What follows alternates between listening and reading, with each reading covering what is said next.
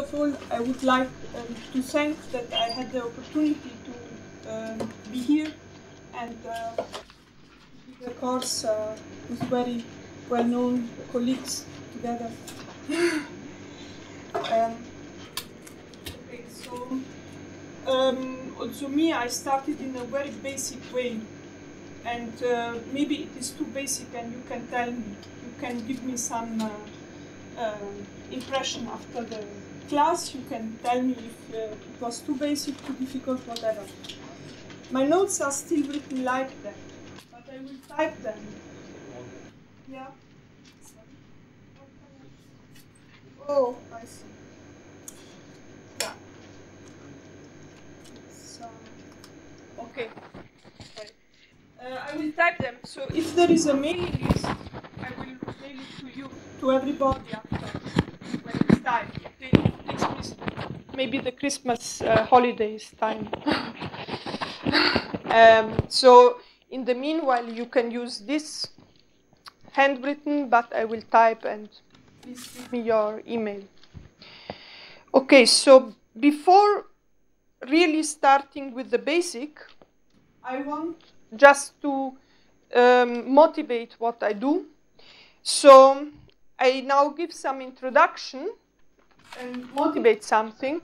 So if somebody is not familiar with stochastic differential equation yet, he might not understand what I'm saying, but it doesn't matter, because this is only an introduction to motivate my choice to do something in a way and not in another way. So, in fact, finally, I want to speak about stochastic differential equation or stochastic partial differential equations with values on a separable Banach space.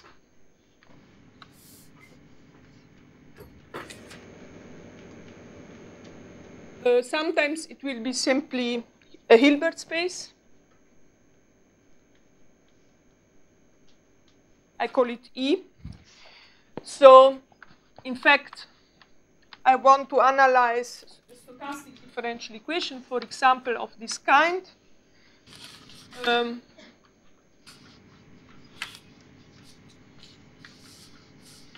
Where there is a drift and there is a noise coefficient, which might depend on the solution, even of an omega. And then there is this noise here. Or partial differential equation, where, for example, the drift is given like here, but additional to that, there is an operator acting on the solution.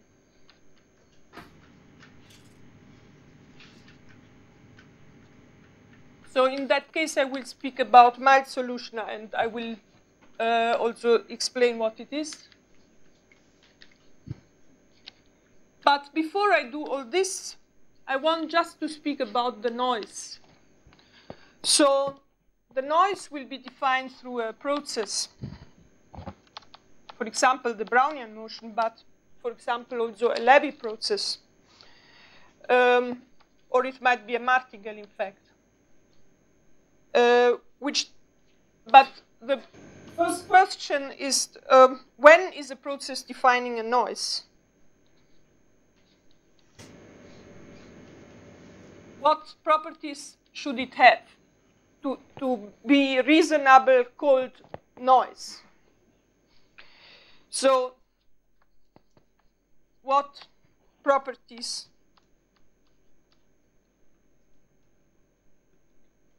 should NT have? Well, to understand noise, one has to go back at least till the time of Boltzmann, I would say, to understand what properties a noise should have. But now I won't speak about Boltzmann. He's really my favorite scientist. But in any case, I think it should be a Martingale. Because we expect from the noise, this process defining the noise should be a Martingale, because we expect some balance to be there. We will speak about Martingale and about these balance properties.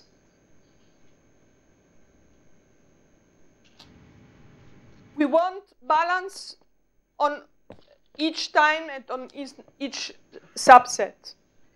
I will, in this lecture, speak about Martingale, so I don't now explain this more. And in order to be a noise, we expect that the path has a variation, for example, on each interval 0t,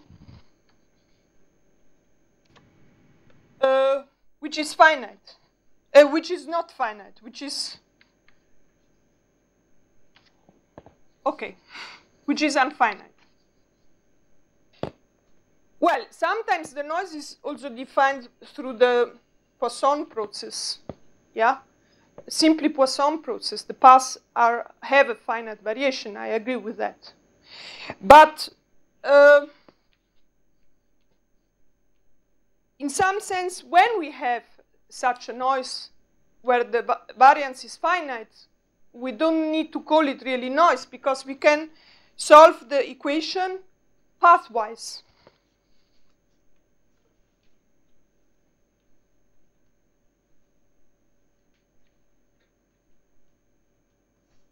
So, as I will speak about Martingales, let me just remember what is a finite variation.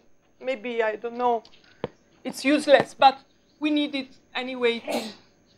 The notation, I need them later on, so why not?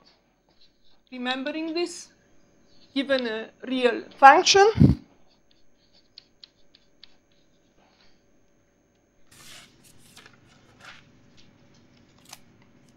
The variation of the function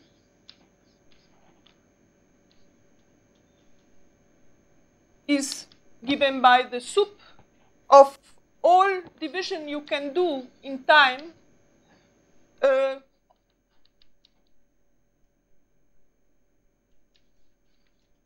and then you look at the difference of this. You choose some sequence.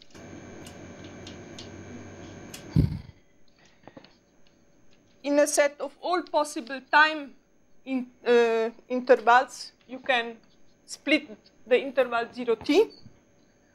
That is, you take 0 less than t1 and so on, less than tj plus 1, and t. And then you look at the difference, and the variance is finite if this is finite. Yes? But if this is the case, we don't need really to speak about stochastic because this equation can be really solved pathwise. In fact, what do I call a strong solution of the SDE? The strong solution is a process xt. I will be more precise in all that later on. Such that with probability 1, pathwise, this equation, the integral equation associated to it is solved. Usually we have a noise which is not differentiable, so we can only solve the corresponding integral equation. I mean, we have a noise which is not differentiable. Otherwise, we can use analysis. We don't need to use stochastic if the noise would be differentiable. But in any case, I write it really now in dependence on omega. The strong solution would be the process which solves really pathwise this equation.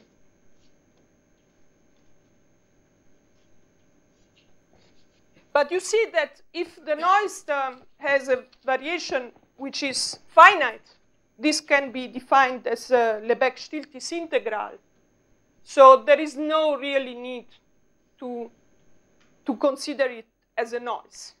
If you consider, for example, a Poisson process with jump of size 1, you can obviously also define the Ito integral. And then one version of the Ito integral would be this Lebesgue-Stieltjes integral, right? So there is no contradiction in taking as a noise part a process with finite variation, but it's not really needed. Why I am saying all this? Because in the case I will consider, my process NT will be very often a Levy process. I will introduce it, so I don't need to explain now.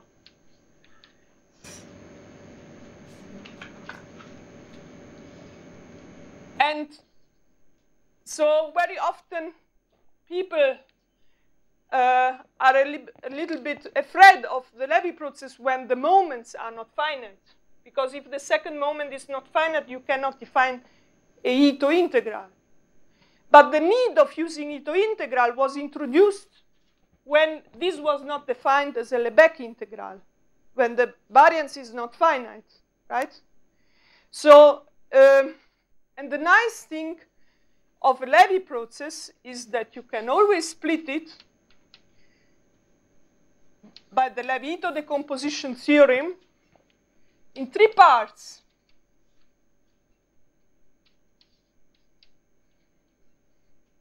So this is the Brownian motion.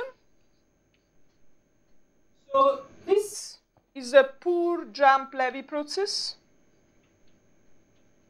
The paths have only jumps.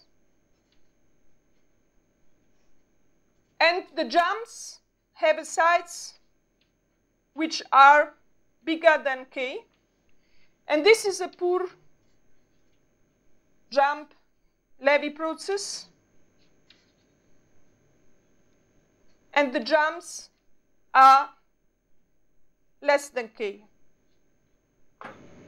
So, but the nice thing is that those processes which moment does not eventually not exist are exactly this. But this have a finite variation, a bounded variation. So for me, you don't have to worry about this part, because you can, whenever you have it here, you can interpret it as a Lebesgue-Stieltjes integral. You don't need to make an Ito integral for that. And the nice thing is this part here. This has always all finite moments. Hence, also the second moment is finite. So here, Ito integral is not a problem at all. So, okay. So this is now, not everybody might, somebody didn't understand this part. It doesn't matter, because I am starting from completely the beginning. I just wanted to motivate why I will spend some time on speaking on martingales, and why it will be important for me to consider the Levy-Ito decomposition, why it is important, and why, when I will define the noise, a Levy noise, I will tend to cancel this part. This for me will be a drift part, not a noise part. Yeah?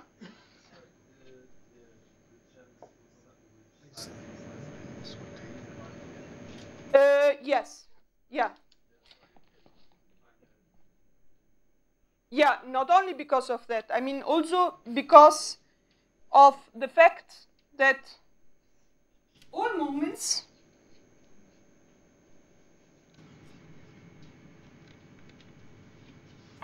are finite.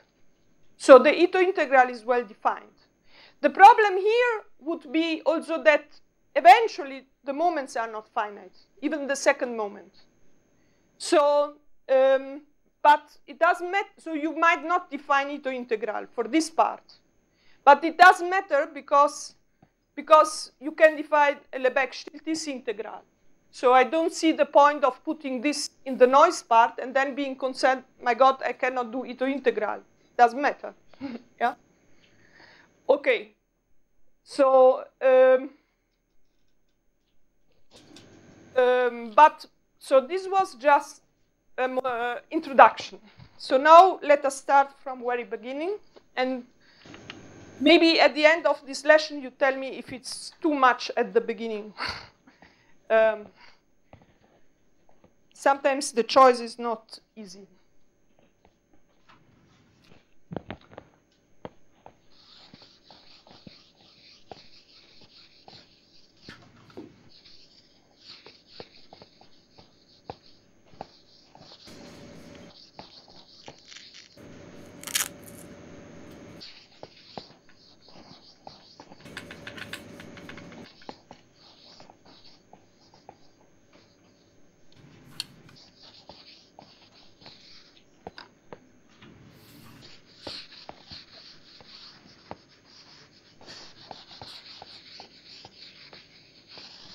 And obviously, what maybe it's important here to be said, they are stochastically independent.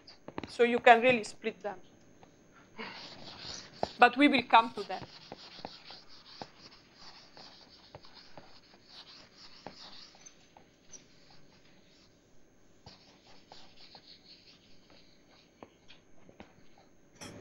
Let me just write this.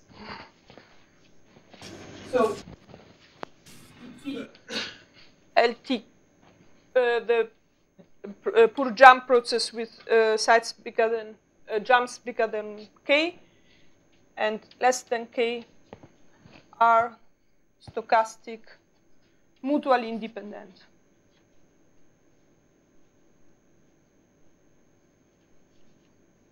Independent. Okay. Okay, so I hope it's really not too basic what I'm saying here. But to motivate now the next part, it was for me easier to start just by remembering something about time series, right? And what is a martingale for a time series? So this section is the section regarding time series. And I am afraid most of you know everything I will say here, but it's somehow helpful for later on. So let me make the following assumption. All functions or random variables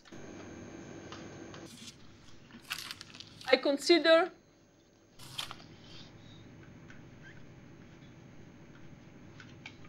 have value here in the separable Banach space E. With BE, I denote the Borel sigma algebra.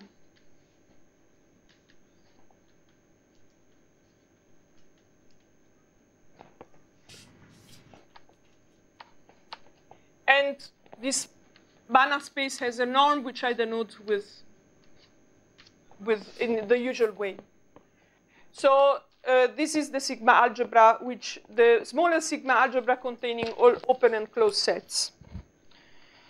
Well, I admit that part of all what I say might be also done for example, metric spaces.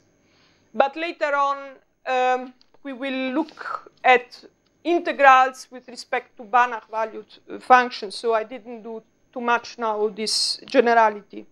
It is also not so much important, as I will explain you later on, because, okay.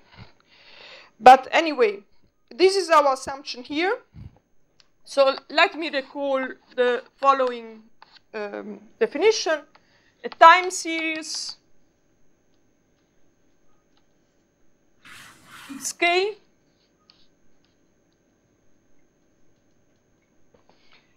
on a probability space omega fp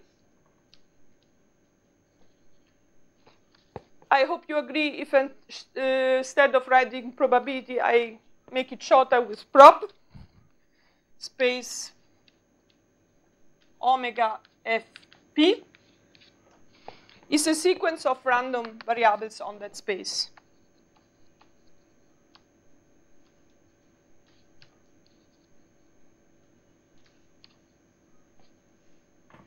So var stands for variable.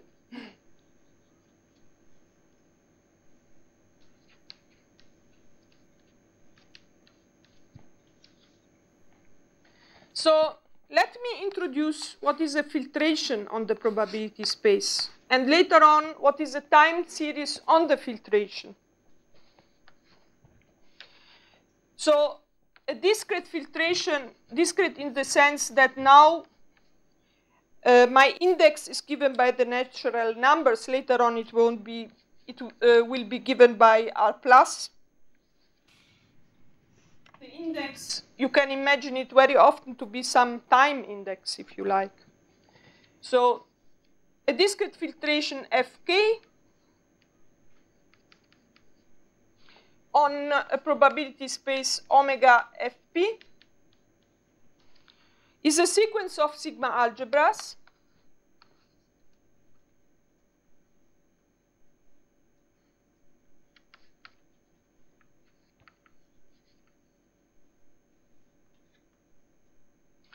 Fk on omega such that these are sub-sigma algebras of F.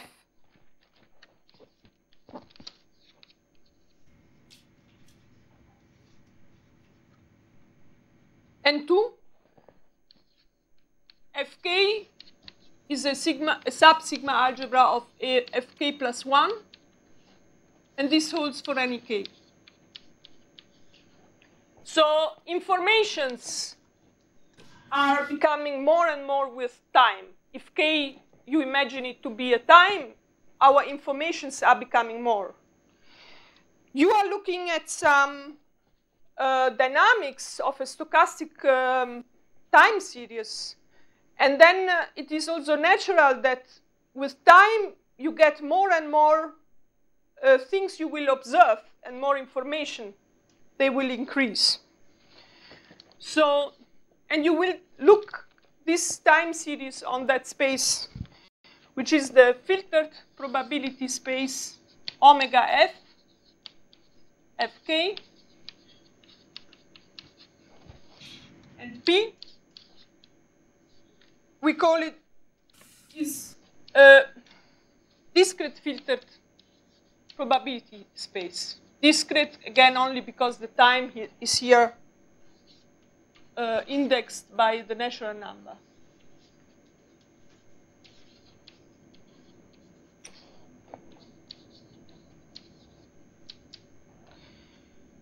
Okay.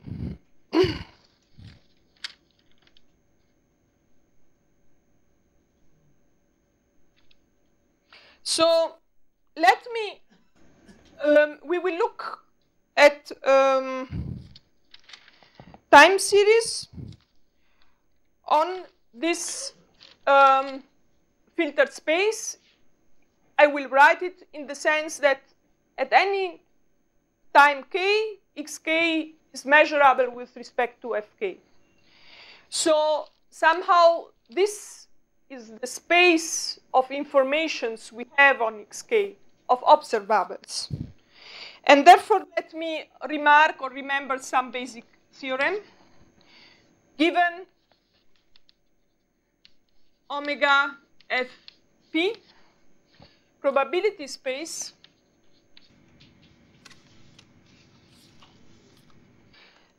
then it is a random, and a sub-sigma algebra G of F. So G is a sigma algebra also on omega, and this, all the sets here are contained also here.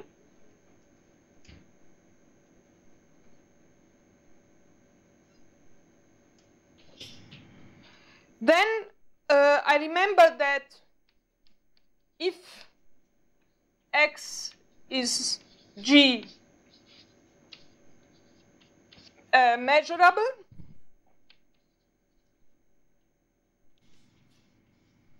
so the inverse image of a Borel set is a measurable set here, the inverse image through X, then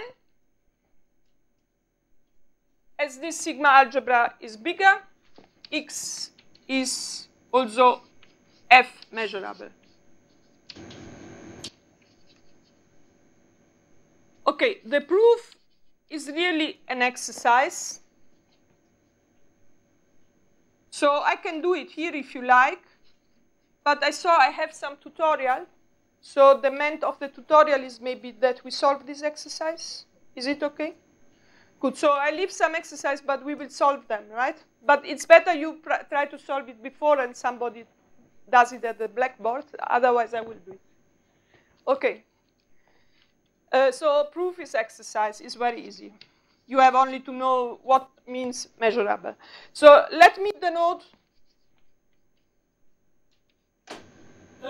by G measurable, I mean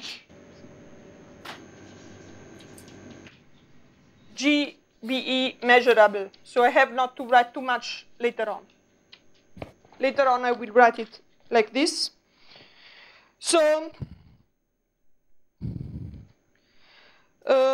okay. So, in particular, the consequence of this is that if you have a random variable which is measurable on Fk, it will be measurable also in the future in Fk plus L.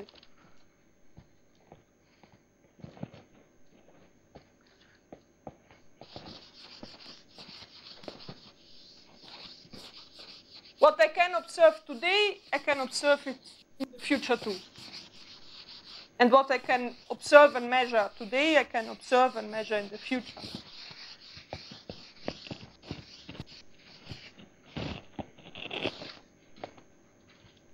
So remark, if X is Fk measurable, then X is Fk plus 1 measurable. Obviously, Fk was our filtration, right? Okay, so now what is the time series on a filtered space?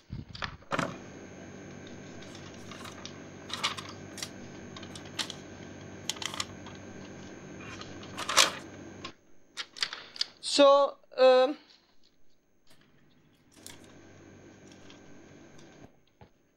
sorry, not only Fk plus 1, but Fk plus L for every L.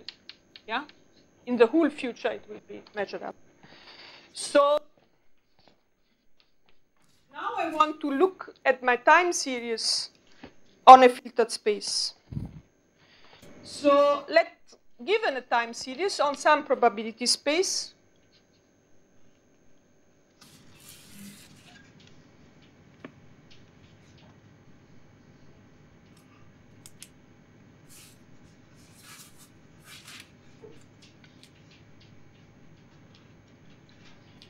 so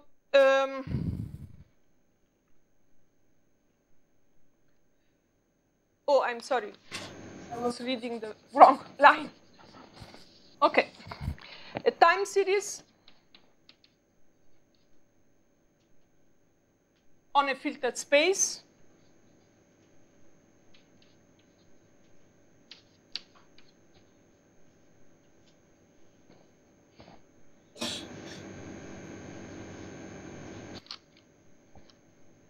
is defined on a filtered space if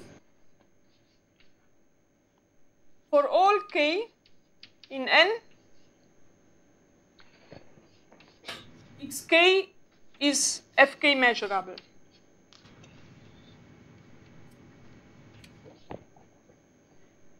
we say that X is adapted to the filtration Fk. So Xk, the time series, is adapted to the filtration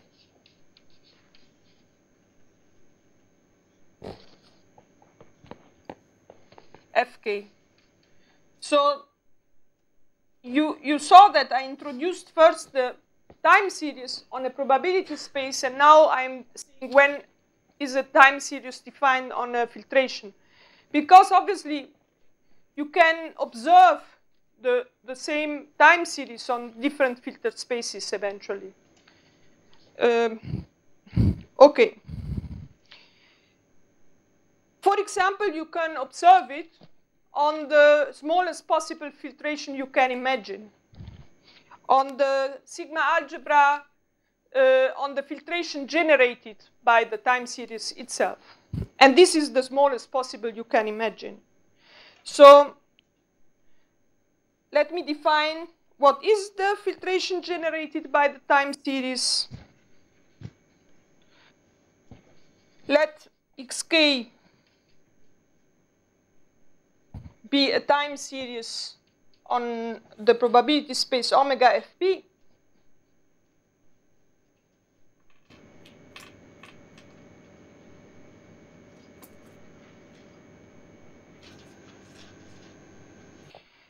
The filtration generated by it,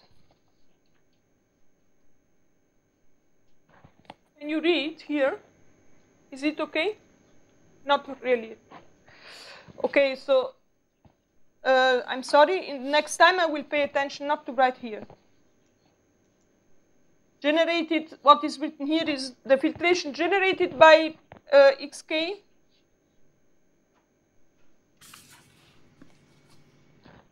is the filtration where the Sigma-Algebra Fk are those which are the smallest one with respect to generated by X1, Xk. Let me first finish to write this. The filtration generated by Xk is the filtration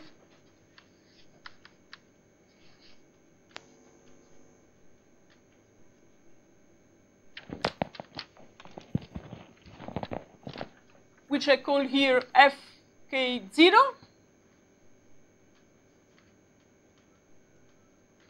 on omega Fp, and this Fk0 is the smallest Sigma-Algebra you can imagine where these random variables are measurable.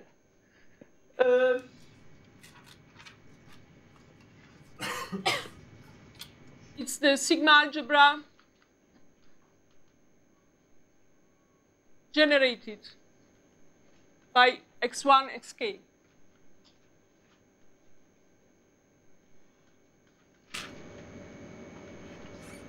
You can always build such Sigma-Algebra where all these are measurable.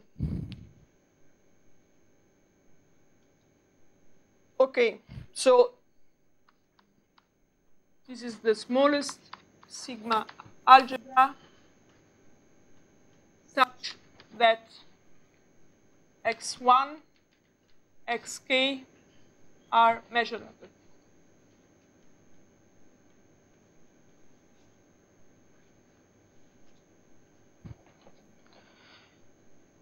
You might have a time series on another filtered space, but then you see that the filtration generated by the time series is always contained in the other filtration. So the filtration generated by the process is that filtration where you have a less information, which is always good, because to have too many information is not good when you model. You want to have not too many information, but as less as possible. So remark,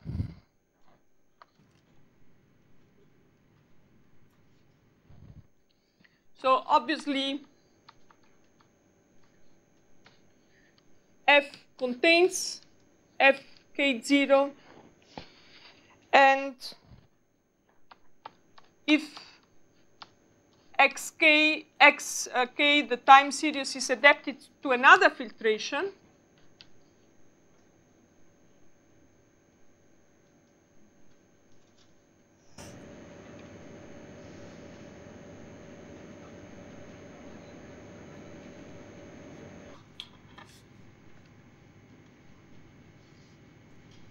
then it has to be that Fk0 is contained in Fk. So all the informations you have here, you have them also here. So here you have somehow too many.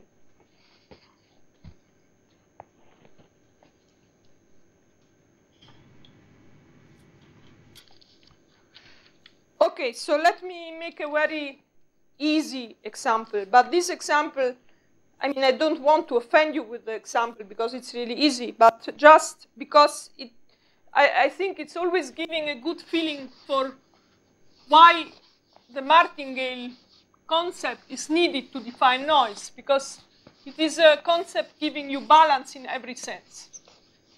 And with this example, you see it very good, very clear what the balance of the Martingale property means.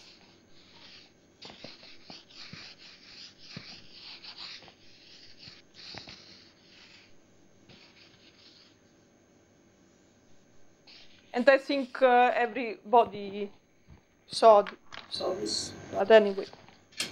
So typical example everybody has seen in his life or her life.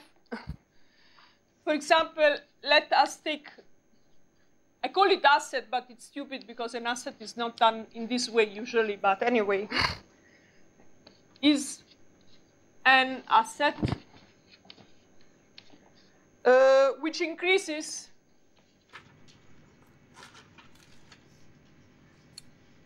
here in this example in a very unrealistic way, but anyway, every month with probability P,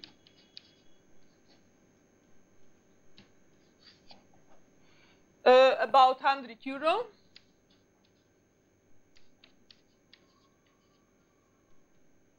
and decreases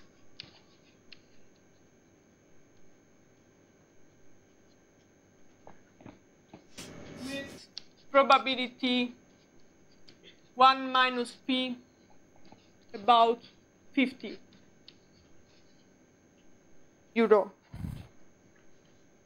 We might assume that at the beginning you have €1,000.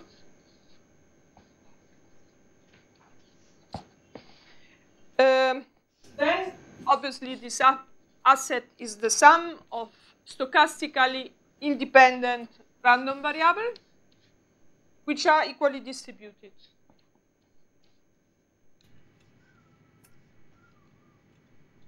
They are all distributed in a Bernoulli way, like X, which is 100 with probability P, and minus 50 with probability 1 minus P. So, and they are mutually independent.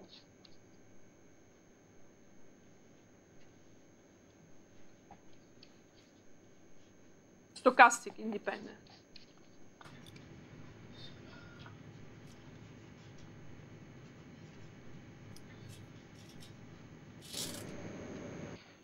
Okay, so just to understand what a filtration is first, and later on what a Martingale is. So let me use this notation. The inverse image of a Borel set B, I denote it in this way. So this is the set of all omegas such that x omega is in B. So just to observe what the filtration in this case would be and how it is natural that we want a time series to be observed not only on a probability space, but in fact on a filtered space.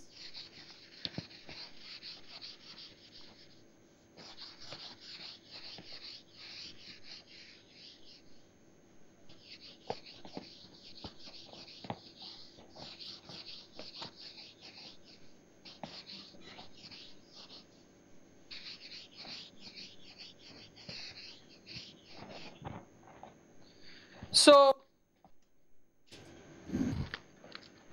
the natural filtration of such an asset would look like this at time 0. It would be simply omega and empty set. When I say natural filtration, I mean that the asset is already defined on some probability space. And now I'm looking for the natural filtration on this probability space. And this is this because this is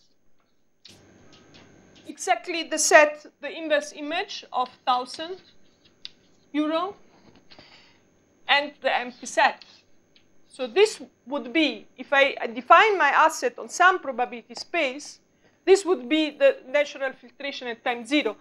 And at time 1, it would look like this. It is still easy to write. Omega, empty set. And then it is the inverse image of 1050 and the inverse image of 950. This is still a sigma algebra. By the next step, I should really write this. Wow, thank you. Thanks. The next step, I should write it as the sigma algebra generated by, okay, x2 minus 1, 1100, x2, I have now to, all the conditions. I have to write it then in this way, right? I just make a picture. I think you understand what I mean. So my filtration here is simply this. Is somehow well-defined through this set omega, which is the inverse image of this. And at the next step, I have more information because this omega can be split in two parts. And one is when the asset reaches 1100. The other is when it reaches the value 950. And in the next step, my filtration will be defined through other sets because these two can again split it again in next two values, which are 1200 or 1150 and so on. In fact, informations are increasing because your process, your asset, is increasing like this. You have, okay, my picture is really not good. Sorry. You have more and more information coming in this asset. Yeah? So information increased. And you want to observe your asset with all this information becoming more and more.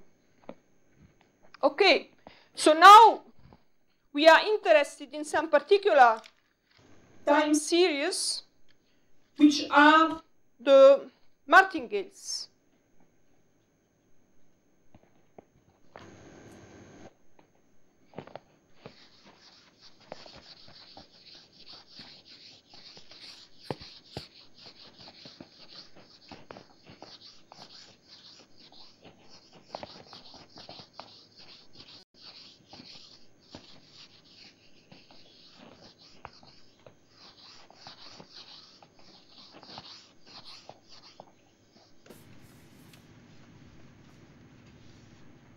So series is a martingale,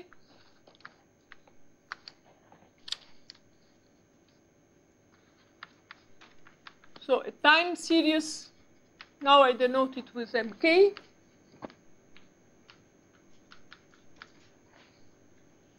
is a martingale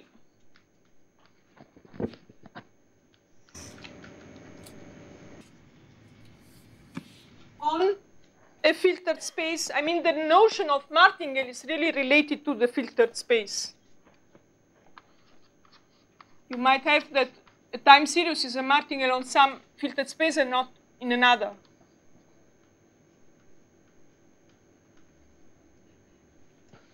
Omega f fk p, if the moments are finite,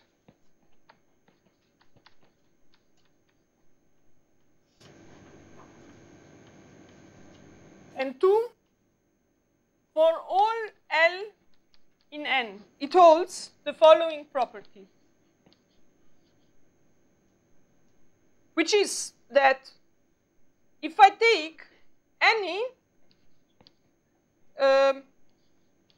measurable set in Fk,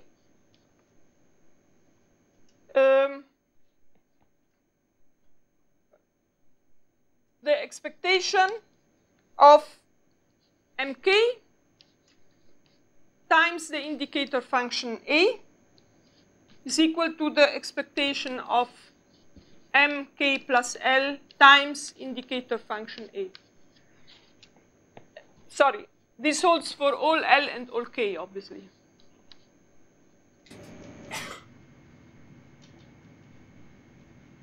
So what does it mean? So indicator function, obviously, I mean that it's only equal 1 if omega is in A. And otherwise, we don't consider it.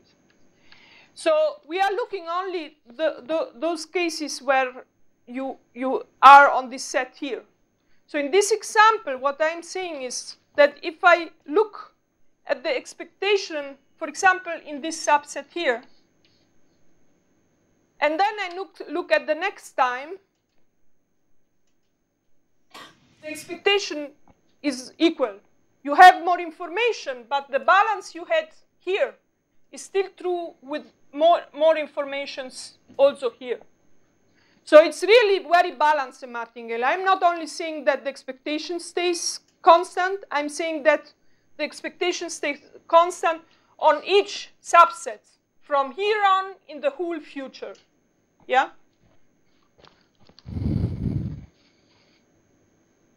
Okay.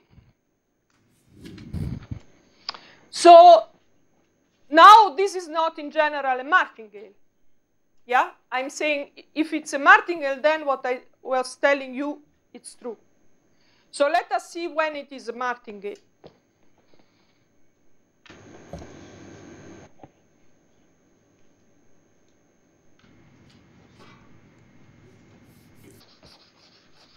And I do this theorem that probably you saw already in your basic probability course, just in order then later on, if I will tell you that an additive process is a martingale, you will believe me.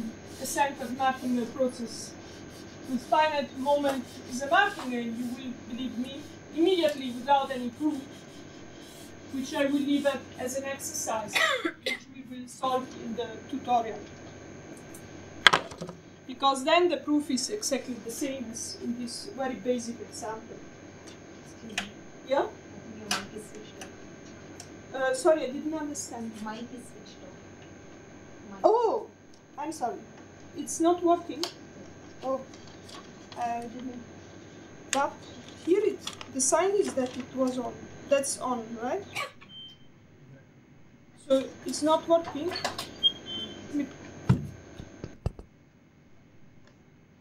Just now? No. No, not working at all. I'm sorry. So I will speak loud. I'm loud, so. Can you hear me? Ah, oh, that's pity. Yeah. might be useful for next courses for me to, well, yeah, okay. So I don't understand you very well the definition of Martingale. Yeah. Usually the Martingale is the expectation of the X. Yeah. This doesn't follow from the Yeah. definition, It is equivalent. Now let me see, I think I have it in, not here in this lesson, but in the next one. It is equivalent to state that, yeah, that the conditional expectation is equal to the process itself. This is equivalent. I prepared this equivalence in the next slides. So this definition, like I introduced it here, I took it from Ruediger. I like this very much, this way of introducing Martingale, because it gives you the feeling what it is. Obviously, in Ruediger, it is also proven that it's equivalent to the definition you mean. I will say this in the next lecture, but because I will speak about Martingales of processes, and then I will mention this equivalence. Okay, thank you. I can use that. Oh, fine. Button use it. Ah, okay. What's the button?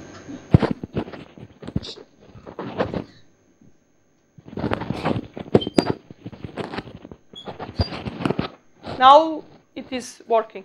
Good.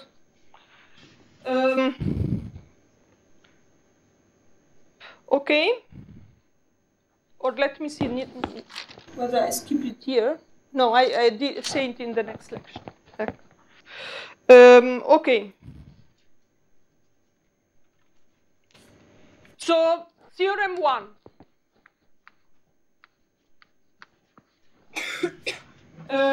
Let xk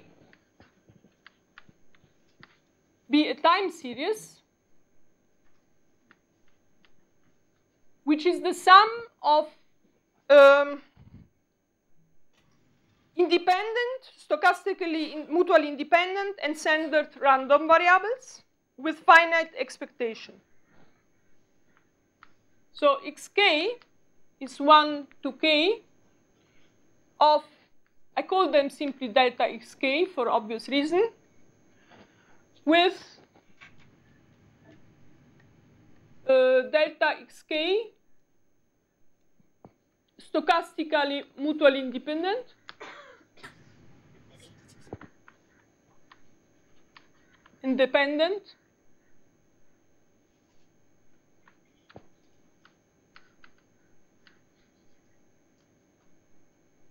and centered,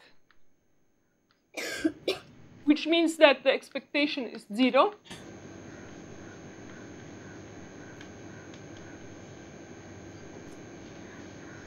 And with finite moment.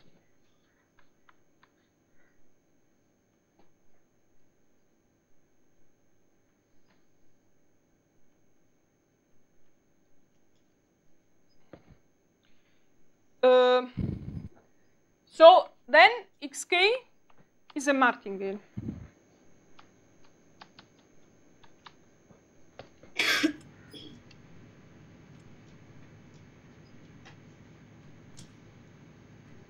On where? Now, important is where it is a Martingale. On the filtered space, on the generated by it.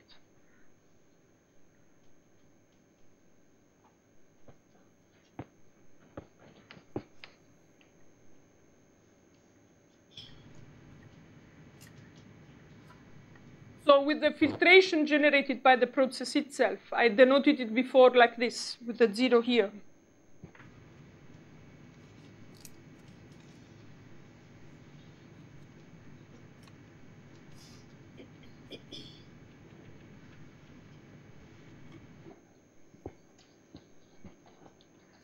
Okay.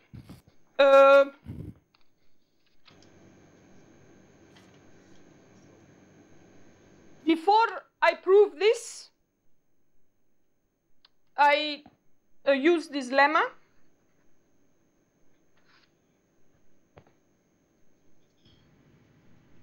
If x1, xn are mutually stochastic independent,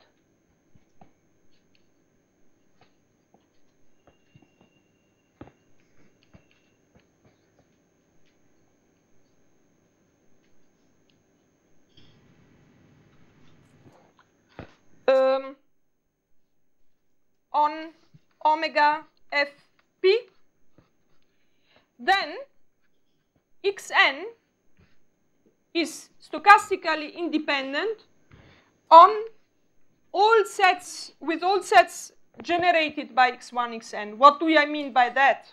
I mean that the inverse image of xn are stochastically independent of the sets of this sigma algebra here.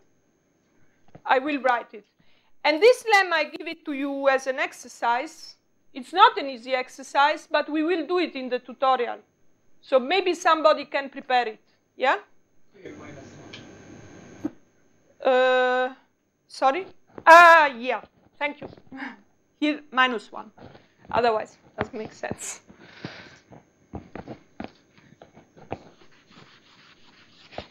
In fact, how to prove this lemma? You first take one inverse image of xn. Yeah?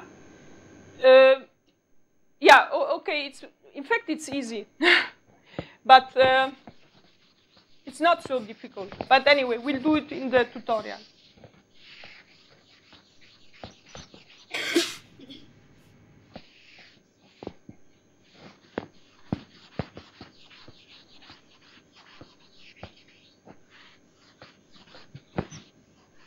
So what I mean here is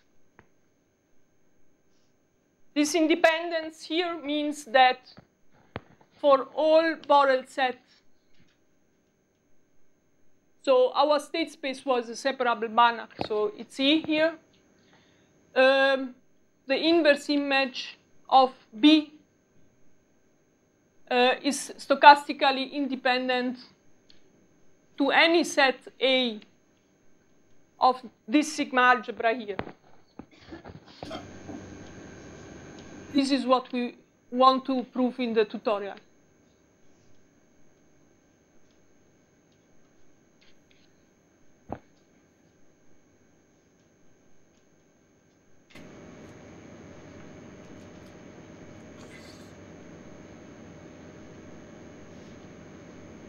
Okay.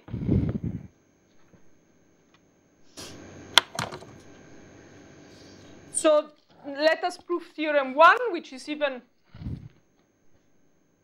very easy.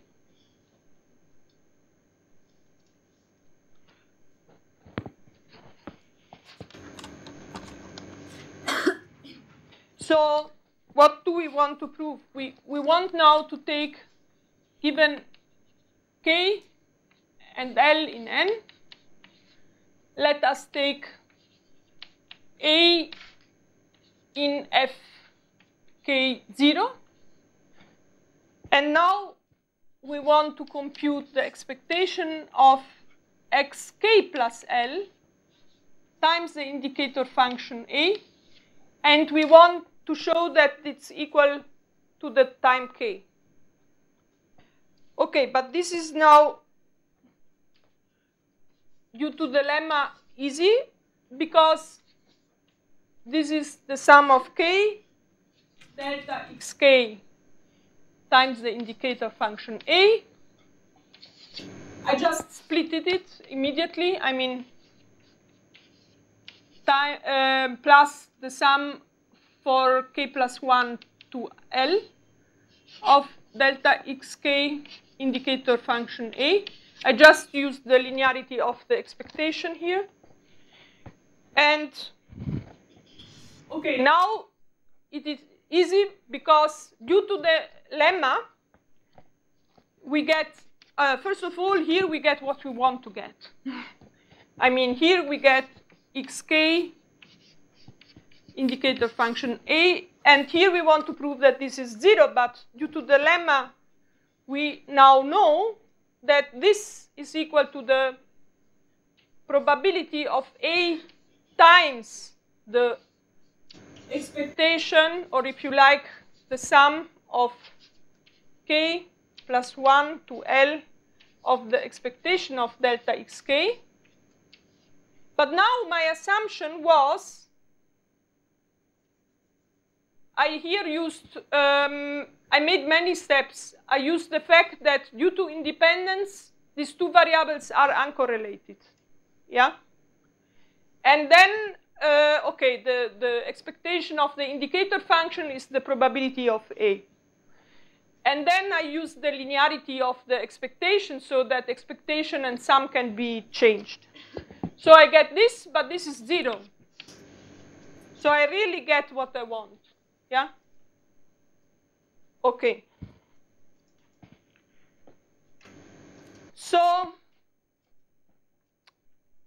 what we really used is the independence of xn with respect to this sigma algebra. And I say it for later on when we speak about additive processes.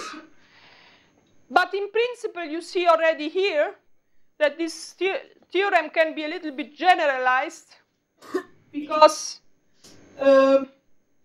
yes, no, not in this case, but in the additive case. Okay. What? Sorry? Okay.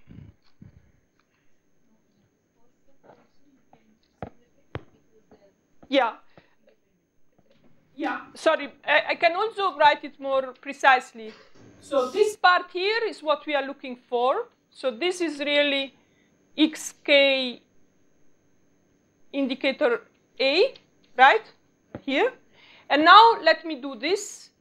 First of all, I can put the expectation inside due to linearity. And then as A, okay, maybe there should be a second exercise that is as A is independent of this random variable, then these two random variables are also independent, right? This is easy to be checked, but it's in fact the exercise, yeah? So these two are independent. If you like, the exercise might be that if exercise 2, it follows that indicator function A is independent of xn for any A in sigma x1 xn minus 1 as a consequence that these are independent. And as they are uncorrelated, this becomes plus the sum of k plus 1 to L of the expectation of delta xk and the expectation of the indicator function A. Because independence implies uncorrelated, and then this expectation is simply this probability. Okay.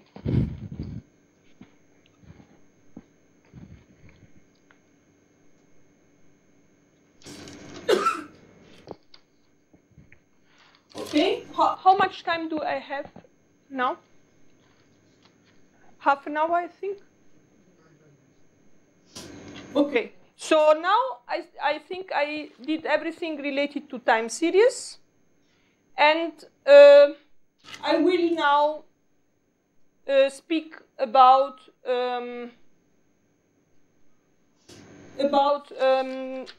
continuous processes. And Martingales, not only discrete Martingales, but in general, right? Okay.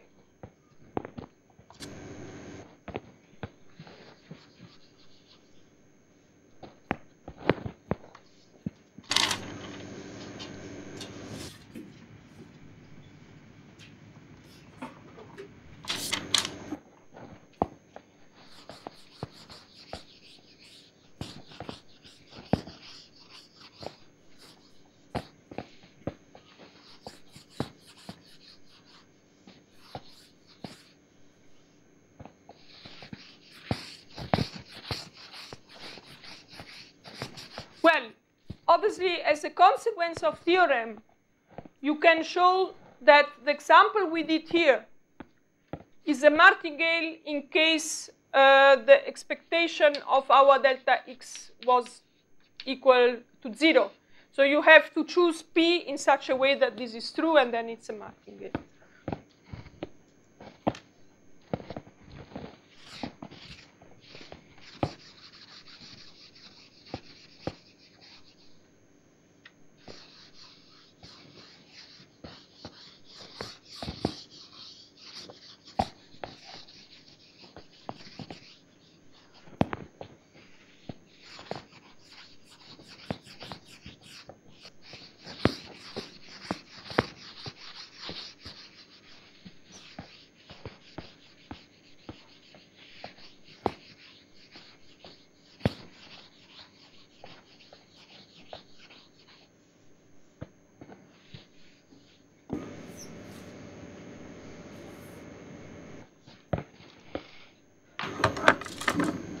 Okay, so now, well, we generalize to stochastic processes.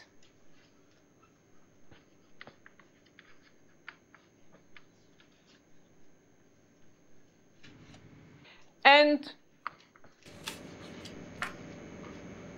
we start with the definition.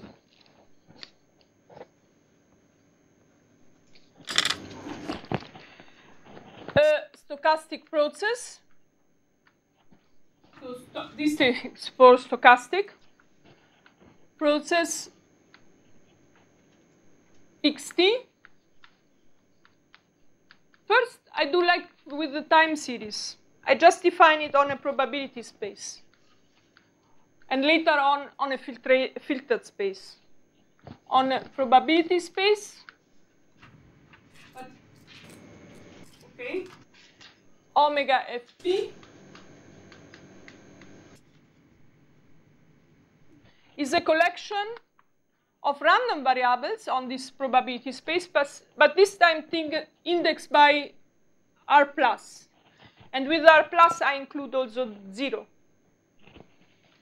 Or sometimes it will be simply t is in 0t. Yeah? So R plus, I mean also the 0.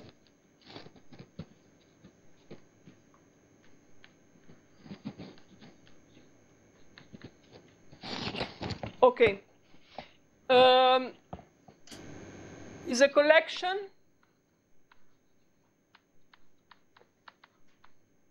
of random variables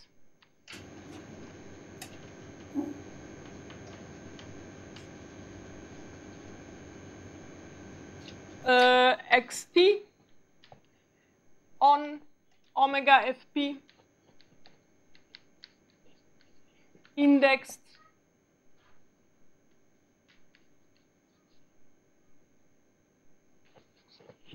by R plus.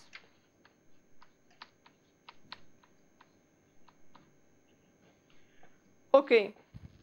So again, I have some stochastic process, and this might, for example, be the time where I observe evolution of this, the dynamics of this.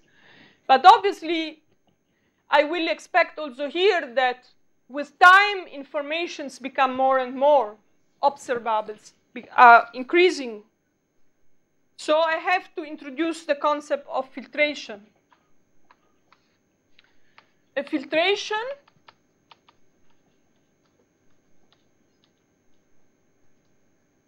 Ft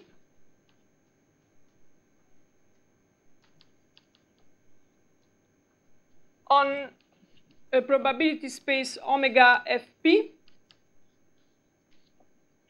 is a collection of sigma algebras on omega fp.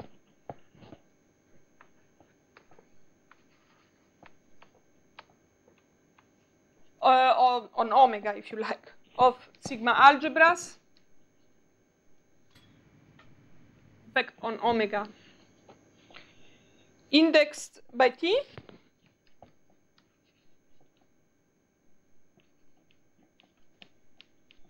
such that for any t, Ft is a sub-sigma algebra of F. And again, for all s less than t, the sigma algebra Fs is contained in Ft, which means that all observable sets here are also included in Ft.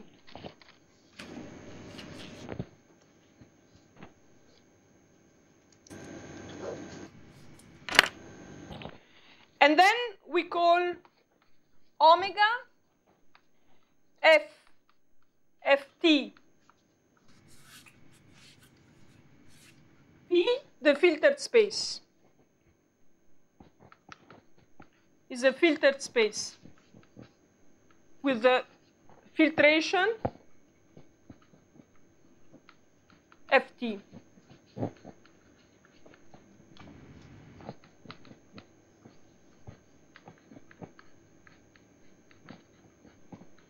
Okay, nothing very new somehow. And again, we want now to observe stochastic processes which are measurable on this filtration, so adapted to this filtration. So a stochastic process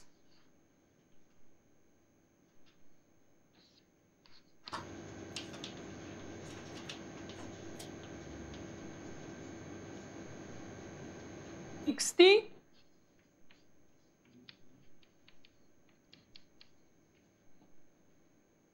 on omega fp is adapted to the filtration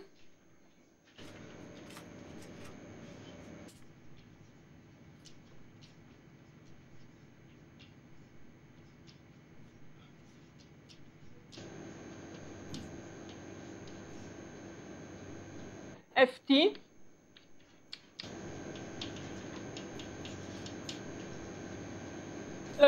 on omega fp if xt is ft measurable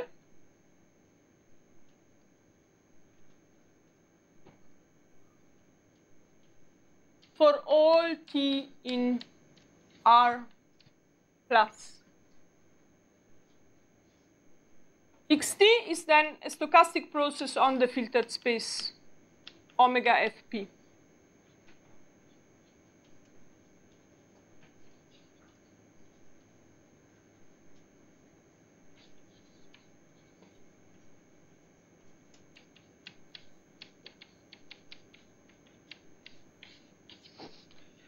Okay. So remark, because of what I was giving as an exercise, the first exercise I gave, it follows that xs, if it's, okay, let xt be adapted.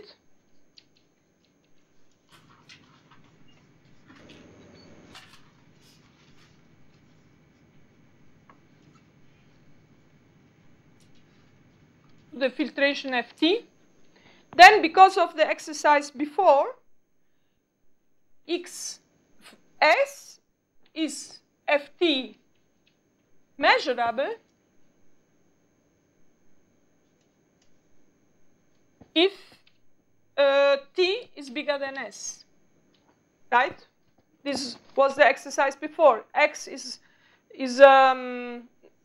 measurable by definition with respect to fs, but fs is contained in ft, and hence I can observe my process not only now, but in the future too.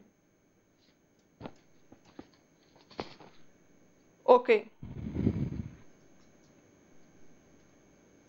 So now, in many books, articles, whatever, you obviously find everything I told you.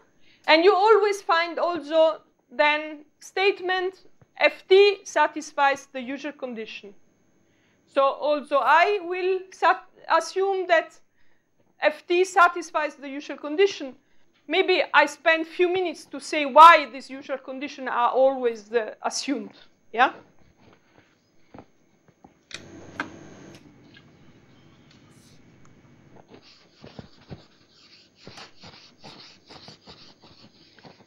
And obviously, I say before I recall what these usual conditions are, that we always assume when we look at stochastic processes on filtered spaces.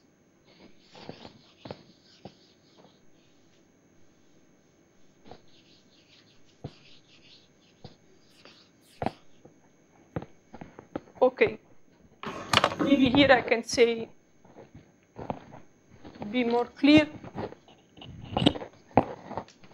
As fs is contained in ft.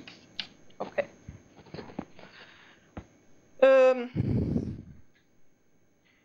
Okay. So you find in all books the following definition. a filtration Ft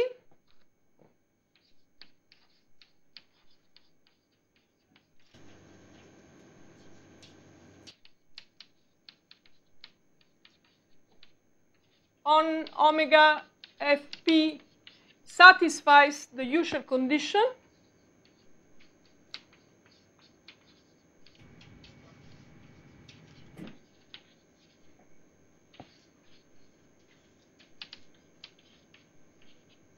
if, first of all, the filtration is right continuous.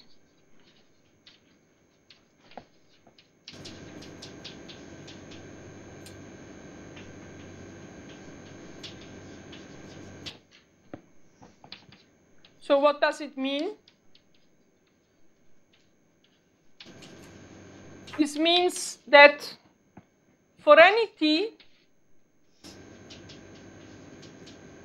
the filtration at time t is the intersection of beta time of the filtration at time s. And I will say why do we want this? We'll explain immediately. And the second thing we always assume in this usual condition, so if n is the class of null sets here, so all sets with probability 0, so if n is the class of null sets for P, so which means n are all those sets in F such that PA which have probability 0, then n is contained in Ft. Okay, so why imposing these two conditions? I just give a, well, in a lot of technique proofs, finally you use this assumption, but let me just give a vague idea why we want them.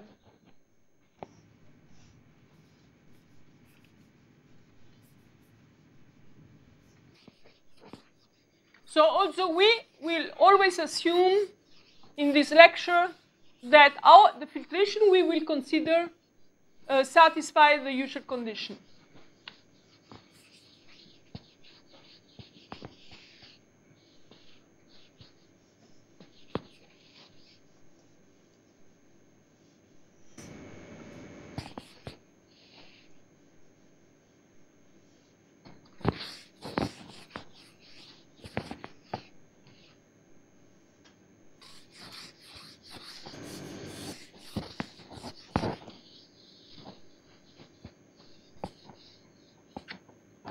So,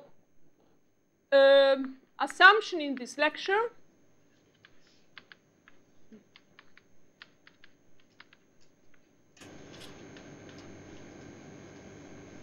So, filtrations satisfy the usual condition.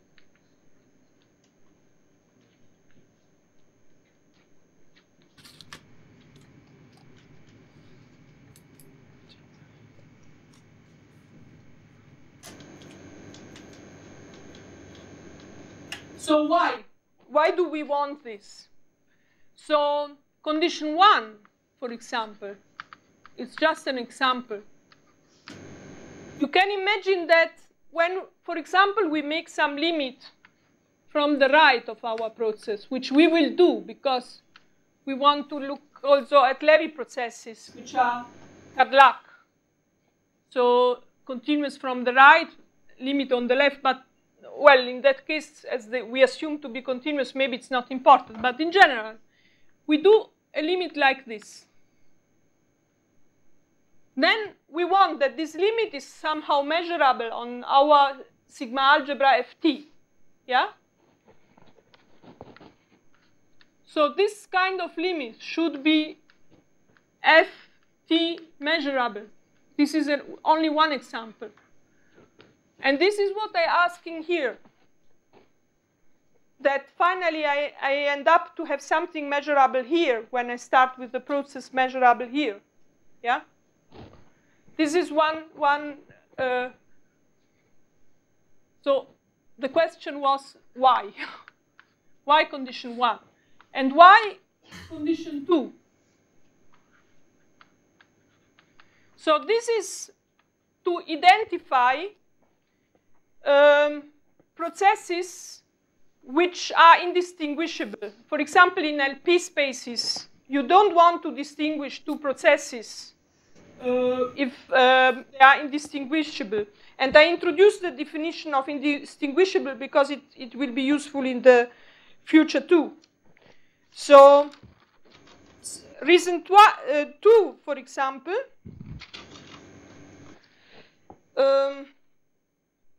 might be the following.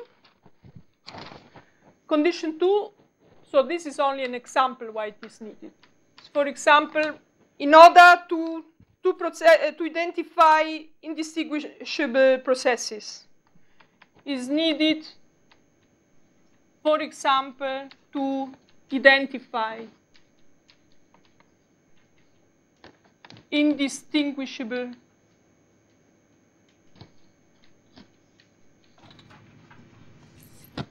processes. For example, when we want to define the Ito integral, yeah, suppose we want to define an Ito integral with respect to a process, Levy process or a Martingale, whatever. We will define it in a limit in L2. And obviously we want that in L2 processes which are indistinguishable are the same. Okay, so I introduced this definition which we might be useful later on. Two processes on a filter space are indistinguishable, but I mean also on a probability space it can be defined. These two processes, okay, xt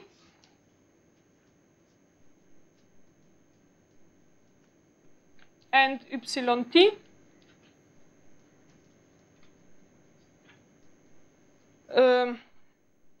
on, well, omega fp are indistinguishable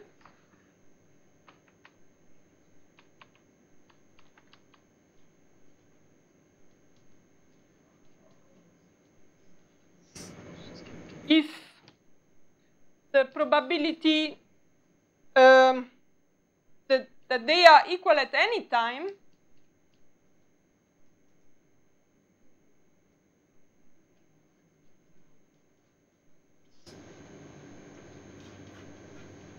is 1.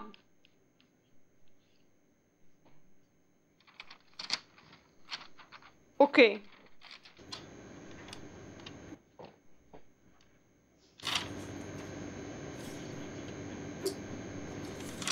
Okay.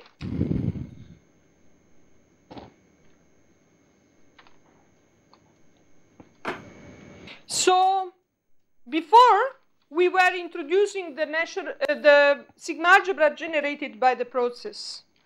Now we can do the same.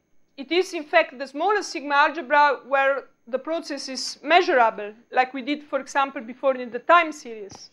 But then we have to pay attention because we don't know a priori that the sigma-algebra generated by the stochastic process is right continuous. So our natural sigma-algebra won't be the sigma-algebra generated by the process, but it has to be defined in a little, with some additional condition. So let me first say what is the sigma-algebra generated by the process, and then what is the natural sigma-algebra of the process. The second sigma-algebra will have the property that it is right continuous. And there is no problem to complete it in such a way that condition 2 is also satisfied.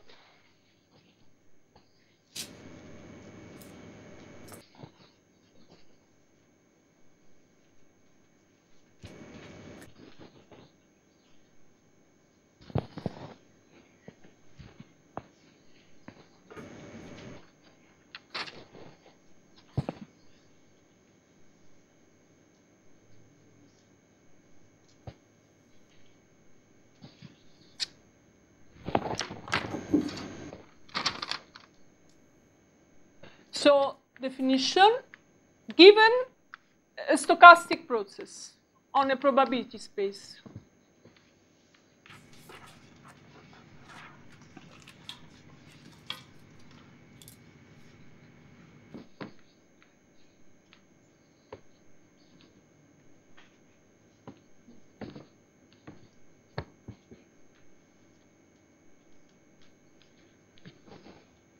So first, I introduce the sigma algebra generated by the process. This is the sigma algebra such that the smallest possible sigma algebra such that all xs for s smaller equal t are measurable.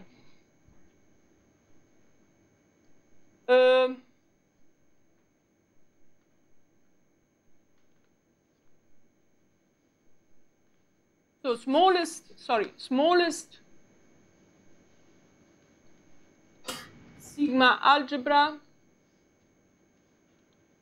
such that xs for s less equal t are measurable.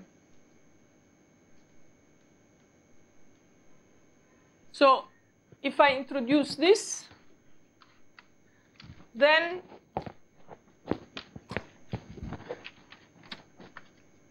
the filtration Ft0 is the filtration generated by the process.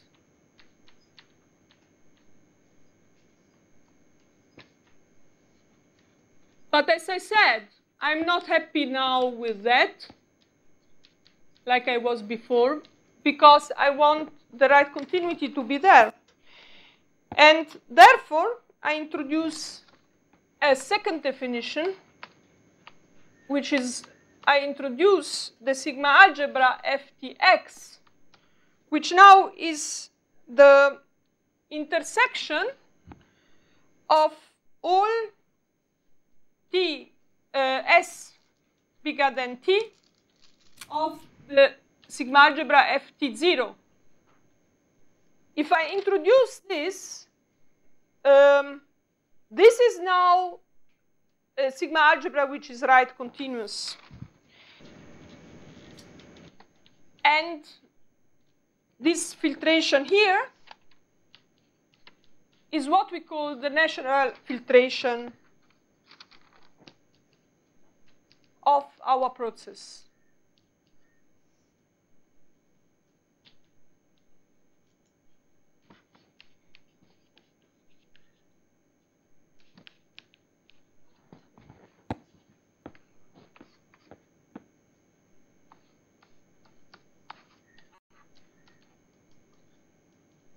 So remark,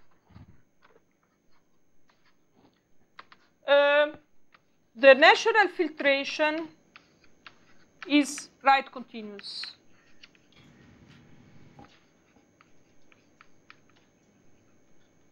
And can be always and be completed in such a way that the usual condition hold.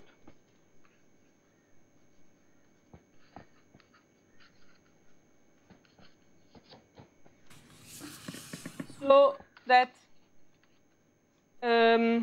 assumption 2 of usual condition hold.